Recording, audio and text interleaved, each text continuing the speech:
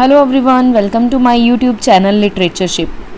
आज की इस वीडियो में हम कवर करने वाले हैं जॉन डन को। जॉन डन एक 16th सेंचुरी के फेमस राइटर थे। उनकी जो टाइमलाइन है वो है 1572 टू 1631। डेट ऑफ बर्थ उनकी है 22 जनवरी 1572, लंदन में इनका बर्थ हुआ है। Date of death 31 March 1631, London में ही इनकी डेथ हुई है। ये एक poet, scholar, soldier and secretary, priest और लॉयर रह चुके हैं। मेटाफिजिकल पोएट इनको बोला जाता है क्योंकि he was the founder of metaphysics. He is also known for his sermons. Genre जो है इनका वो है satire, love poetry, elegy, sermons, epigraphs and verse letters. इनकी स्पाउस थी एने मोर, जिनके साथ इनकी मैरिज 1601 में हुई थी। He belonged to a Roman Catholic family. His father's name was John Donne and mother's name was Elizabeth Heywood. इन्होंने एने मोर के साथ शादी छुप कर की थी, मीन्स भाग कर इन्होंने शादी की थी। तो जो इनके रिलेटिव्स थे उन्होंने इस मैरिज को एक्सेप्ट नहीं किया था, जिसके कारण इनको जेल में भी जाना पड़ा। तो जेल में ही इन्होंने एक फेमस पन लिखा था अपने मैरिज रिलेशंस के ऊपर, John Donne, Anne Donne, undone. 1621 में ये डीन बने थे सेंट पॉल चर्च के, and in 1615 he change to Anglican on the order of King James I। इनके वर्क्स कुछ इस तरीके से हैं: Biathanatos 1608, pseudo martyr 1610, Ignatius his conclave 1611, the courtier's library 1611। Pseudo martyr and Ignatius his conclave ये दोनों anti Catholic polemics हैं। First anniversary of the progress of the soul 1612 and anatomy of the world 1611। ये दोनों जो work है इनके, the first anniversary of the progress of the soul and anatomy of the world, ये दोनों इन्होंने लिखे थे सर रॉबर्ट ड्ररी के लिए। डिवोशंस अपॉन एमरजेंट ओकेशंस ये लिखा था इन्होंने 1624 में। पोएम्स 1633, जुवेनिलिया और certain paradoxes and problems 1633, L triplex sermons 1640, 50 sermons 1640, essays in divinity 1651, letters to several persons of honour 1651, XXV1 sermons 1661। He wrote 19 holy sonnets, also known as divine meditations और divine sonnets। जो इन्होंने 19 holy sonnets लिखी थी उनको divine meditations और divine sonnets के नाम से भी जाना जाता है।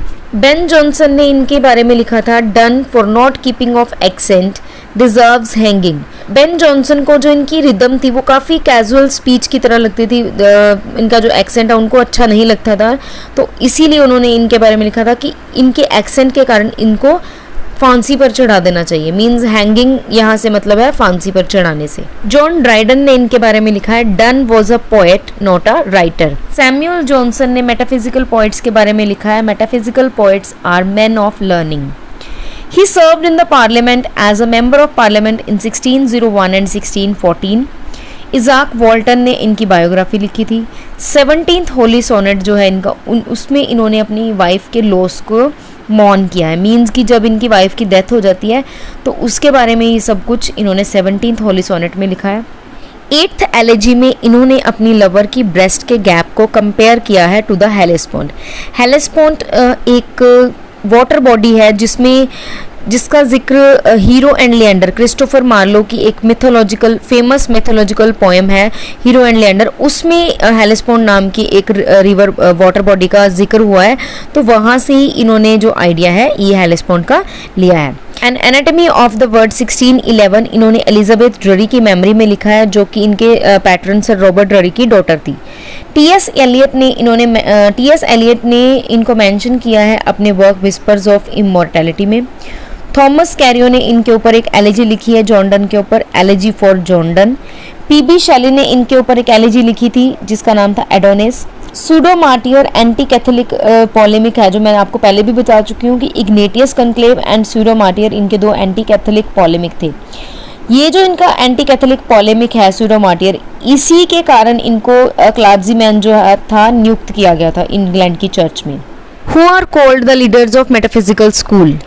दे are Ben Jonson and John Donne. जैसे कि मैंने आपको बताया कि जॉन डन एक मेटाफिजिकल पोएट है, इनको मोनार्क ऑफ विट भी कहा जाता है।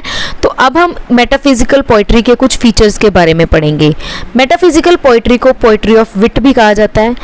One of the features is against emotional poetry, have illogical ideas, various themes, deep thoughts, paradoxes, and last but not the least, overloaded with conceits. Conceits को हम metaphors भी बोलते हैं कि इनकी जो पोइट्री थी metaphysical poetry, it is full of conceits, metaphors के साथ भरी हुई होती है।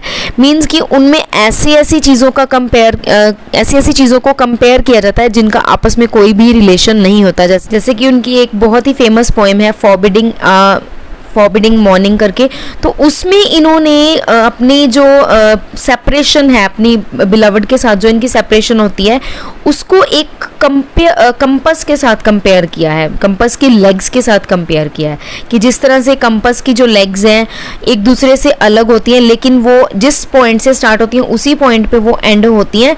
तो इसी तरह से हमारा भी प्यार कुछ इस तरीके से ही है कि हम अलग तो हो रहे हैं आज, लेकिन हम वापस एक दूसरे को ज़रूर मिलेंगे। सो इस तरह से मेटाफिजिकल पोइट्री की ये हमने पढ़ी है फीचर्स।